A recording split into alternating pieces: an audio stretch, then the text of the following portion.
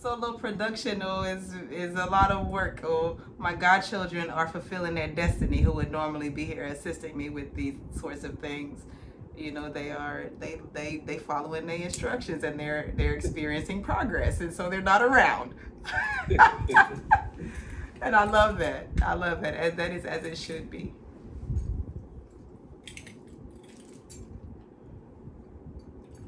How are y'all doing? How are y'all doing today? I appreciate the opportunity to interview you. Of course, it's my pleasure. How are y'all doing? I'm doing well, too. Baba Denzil? Very good on Independence Day. Happy Independence Week to Jamaica. I've been working on my accent. It's still dog outable. I've been working on it, but you know, when I'm around, when I'm there, it comes really naturally. Yeah, when I'm there, when I'm around, like I start to like naturally, you know, shift, you know, in my speaking. Okay. Yeah, in my bloodline, we are linguists, and so languages they come real easy to me.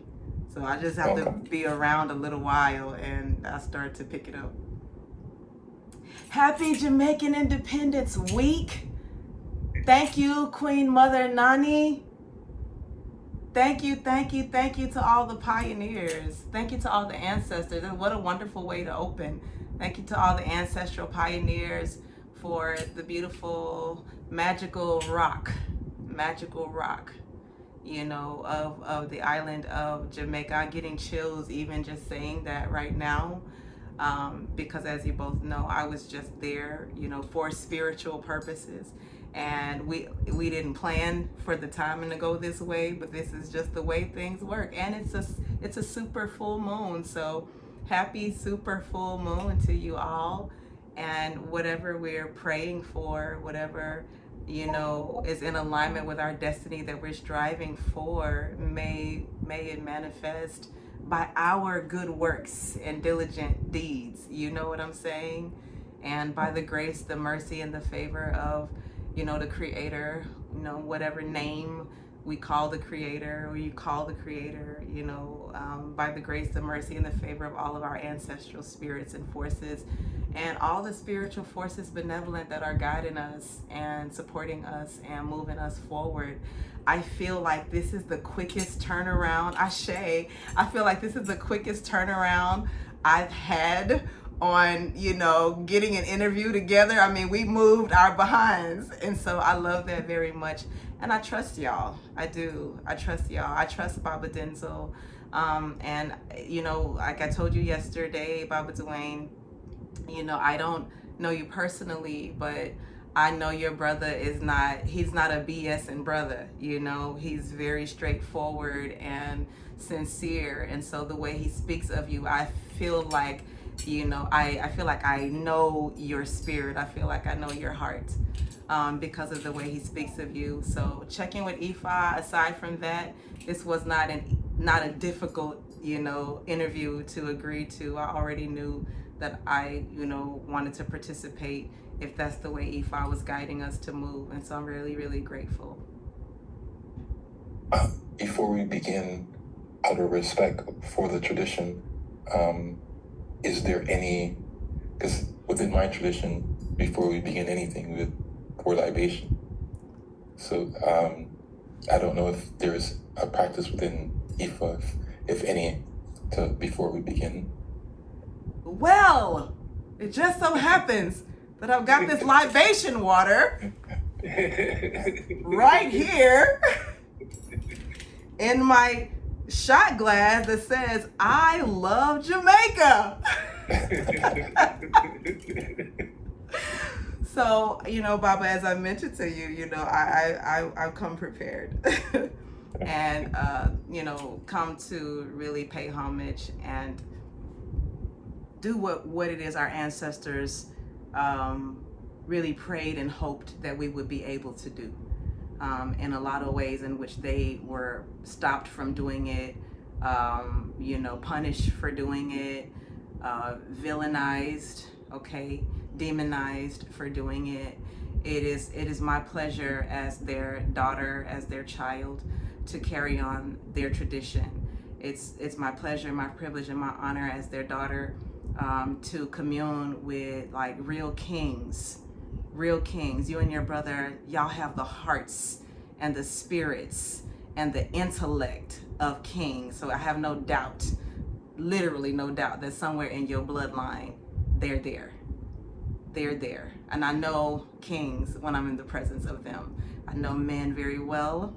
I know women very well. And I know when I am in the presence of essence of real kings and queens, to our ancestors, to our creator, whom in this tradition we call Olódùmarè, to all benevolent spiritual forces whom we know to be àwọn Òrìṣà. We say, Omi tutu, Ona tutu, Ile tutu, Tutu laroye, Tutu Egúngún. And we do our hands like this. Kosi iku, kosi arun, kosi eyo, kosi ofo, kosi edina, kosi akoba, kosi fitibo, kosi wahala. Eshu baba miariku baba wa. So I will now say that in English, and I'll probably add some things too, saying it in English, just so we know. What I'm saying is fresh water to freshen the road, to freshen the house, to freshen baba eshu elegba. And when we wave our hands over our heads, you can do this as well. We are saying, so that death is no more, so that sickness is no more, so that confusion is no more, so that overwhelm is no more, so that unforeseen loss and tragedy, fighting and quarreling is no more, so that all ajogumbi or negative forces are no more. And we say, Eshu, do not let us see death. Do not let us see these things that would derail us from fulfilling our highest destiny. And so this is, what I call these kinds of movements. No one gave me this. This is just the word, a phrase that I made up because of what they do. But these are, medicinal gestures. They are kinesthetic medicinal movements, because they are ritualized and they actually do a thing. When we do this, we are waving death, sickness, negativity, fighting, quarreling, confusion off of our head, also known as the throne or the seat of our destiny. We are waving those negative forces, those forces that would derail our fulfilling our life purposes. We are waving that off of our destinies or off of our heads, shaking it off of our destiny, shaking it out of our destiny path, and requesting that it be removed from our head. So that is what this gesture means when said in conjunction with that particular prayer. And so I pray that the ancestor, I don't have to pray that, it's already done. I'm thanking our ancestors for blessing this union and this interview today with you, Baba Dwayne, and you, Baba Denzil. I did a fun thing.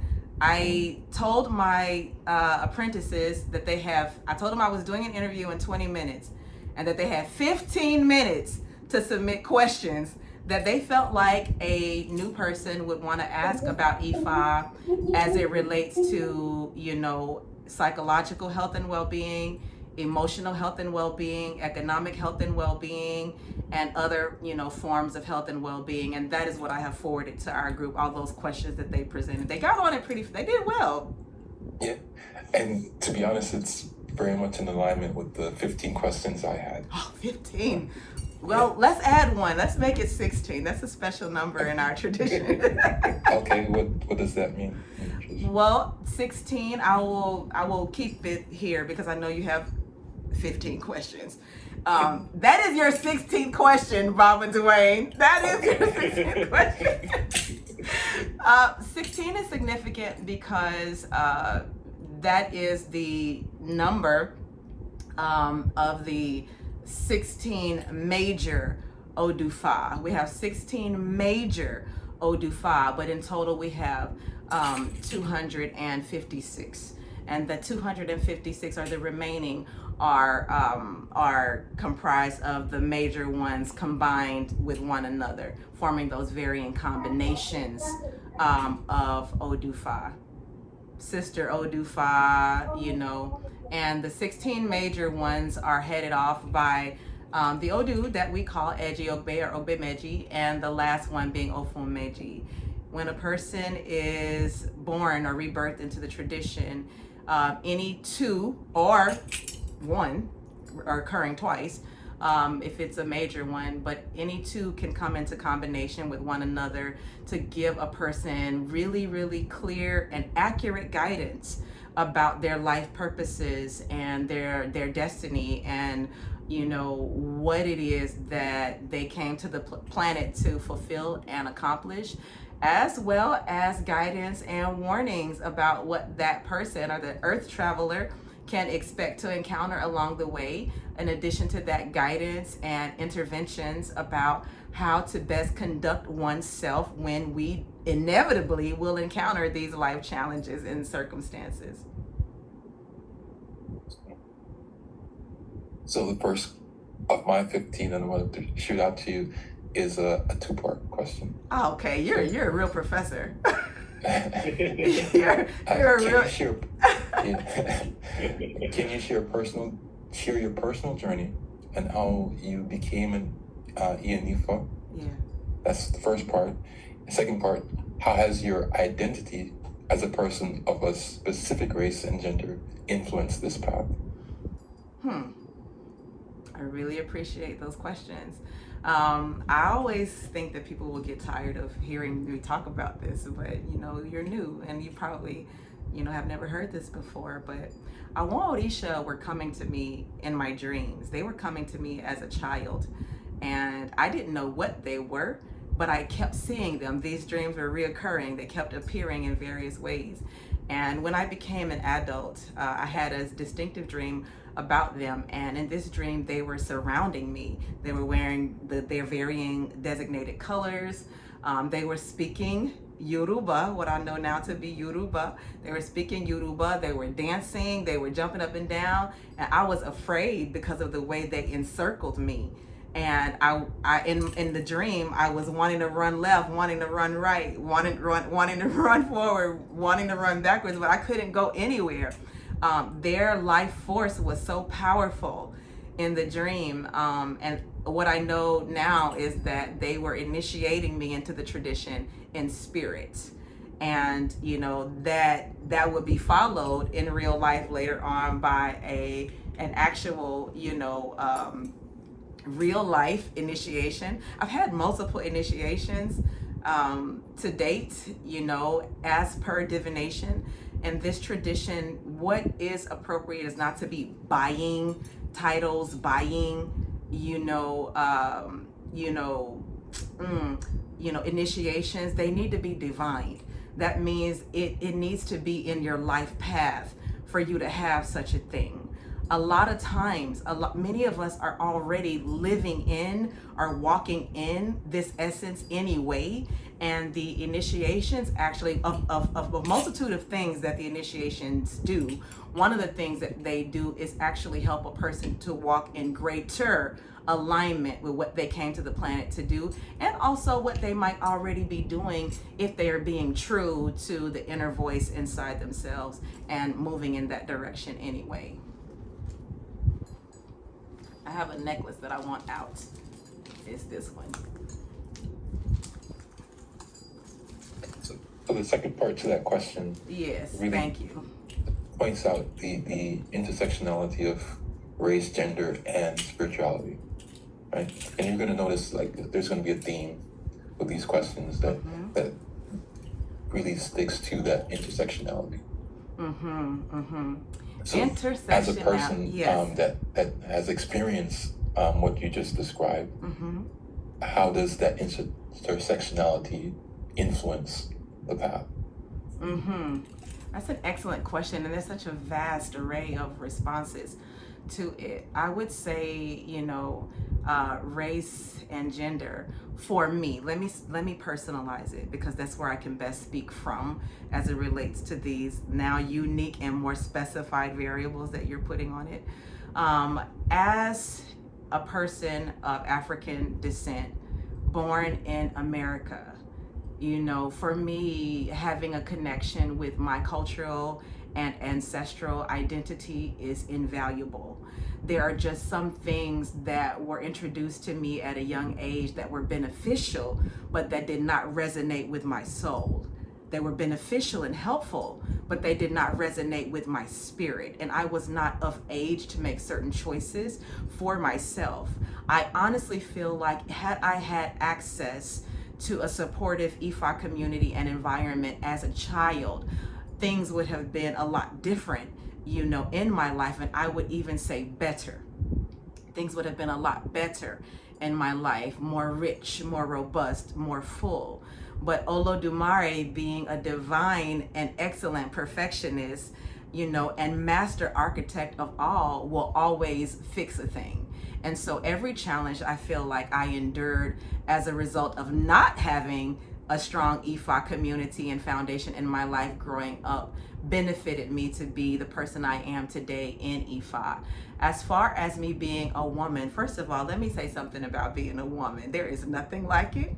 To me, it is one of the best gifts in the world that Olódùmarè could have ever blessed me with. I love being a woman, and I would not have it any other way. Olódùmarè, please do not send me back to this life as a man. But if it be in alignment with my destiny in any reincarnated life to come back as a man, I'm gonna rock that too. I give Ashe. I give thanks to Olódùmarè for creating me as a woman, because I look at the struggles that we go through as women, and I don't know about anybody else's family, but in my family, it seems as though males tended to be favored and coddled, you know, and given a different kind of affection, more so over the girls. And so I feel like to have a strong sense of identity and love for being a woman is invaluable. A lot of people in Ifa have been asking me as of late about gender roles in this tradition, because some people are of the mindset, and I know why, that, you know, Ifa is overwhelmingly patriarchal, that Ifa, you know, places women at the bottom. I do not have that experience. The Babalawos and the Oluo in my life, and the Awon Oluo, or the multitude of Oluos who I am around, I don't get treated like I'm less than. These men put me on a pedestal. They are protective of me. They accommodate me. They acknowledge my contributions. They seek me out for counsel. They seek me out for advice. I think that it is very important, you know, for me as a woman to first of all value being a woman, stand firm in my femininity and in my womanhood, and identify the gifts that come along with being a woman that are beneficial to not only my immediate family, but also beneficial to my spiritual community, my national community, local community, and definitively my global community as well. You know, it's critical. It's critical that, you know, that I speak about the sacredness of womanhood in Ifa, but also in general. It's critical that I talk about, you know, the complementary pairing of my femininity, my womanhood, and I want Babalawo and I want Oluwo, you know, around me. I personally feel like I am not complete without my male counterparts. As a queen, I do not feel complete without my king. And as a woman in society and in community, I do not feel complete without, you know, my men around me, my kings around me. And so it's very challenging to talk about, you know, womanhood without also acknowledging, you know, manhood, and my queendom without acknowledging, you know, my respective kingdoms. In Ifa and in this tradition, there is a special touch that, from my perspective, only a woman can bring to the table. You men, you have your own unique things as well that God has gifted you with, that Olódùmarè has gifted you with.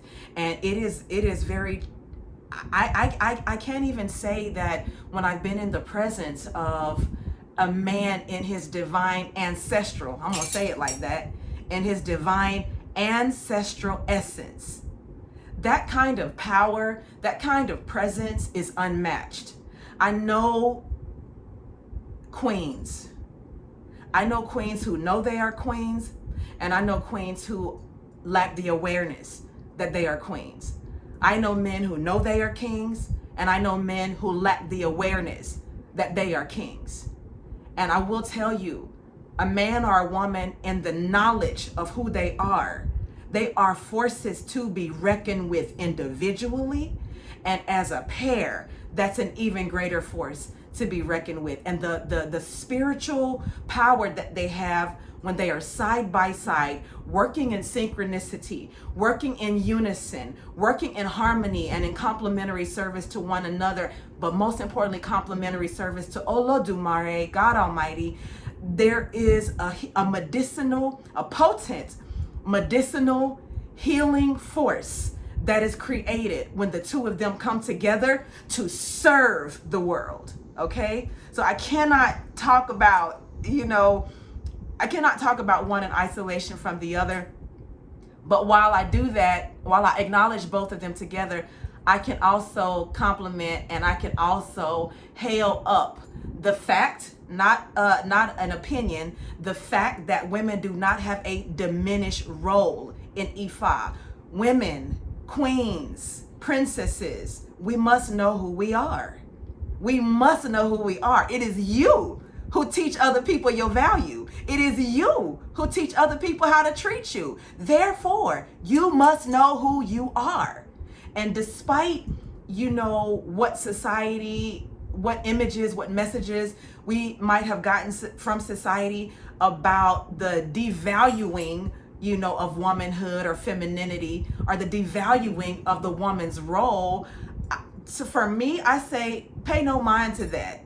Pay no mind to that. This world would not turn without the force and the ashe of women. In Ifa, there's a very popular Odu, Oshe-Tura. It's a very popular Odu. It's oftentimes quoted when we are speaking about, the importance of women as it relates to the functioning of the entire world, not just in economics, but we're talking about at a fundamental level. Let's talk about nature, because that is the first. We don't have anything without the elements of nature. All these synthesized things that we're using, these things come from raw materials. They come from things in the earth, okay? And there was once upon a time when the male, spiritual forces felt as though they could operate this planet without the support, without the ashe, without the life force of the feminine deity, or Orisha, whom we know to be Orisha Ashun. Well, they were slapped with a hard reality when Orisha Ashun went to complain to God that these men, these male deities who came to the planet with her, who God sent as a delegation to the planet with her, were leaving her out and excluding her, from the creation, the smoothing out, the establishment of the world. And Olódùmarè, God Almighty, told her, don't worry, we're going to teach them a lesson. We're going to help them to see that they really can't do anything. The world can't spin around and operate without both of these forces being present. All the water dried up. You can't do anything without water. We can't do anything without water. Our bodies are made up of the majority of water. The earth also reflects the same ratio. We can't do anything without water. And this particular feminine deity just so happened to be the deity of these waters. And so when they dismissed her, she removed her ashe from the delegation. And when her ashe was removed, the mission completely and totally failed.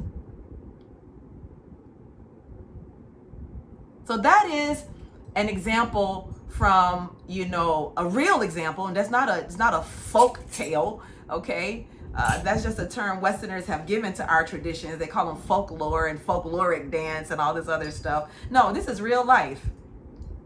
It has a real ashe, it has a real power, it's a real medicine, and it works. There's nothing fictional about it. It's a science. It's a sacred, spiritual, technological art and science. And so, you know, that Odu speaks about the importance, and that's not the only one. There are multitudes of Odu Ifa, you know, are historical oral traditional accounts of the importance and the role of women. Let's talk about Odu Osameji. This is the Odu that gives that introduces the powerful beings, also known as the mothers, you know, to, you know, our awareness and to our consciousness. These forces are a force to be reckoned with. They have a dual nature. They can lift a man or a woman up and make us unstoppable and, you know, overwhelmingly successful. They can also, in the blink of an eye, tear up any progress that we have made. They have sanction to be here. They have sanction to exist. It's God Almighty that allowed them to have the power that they have, because they play a really crucial role in our lives as spiritual beings having a human experience.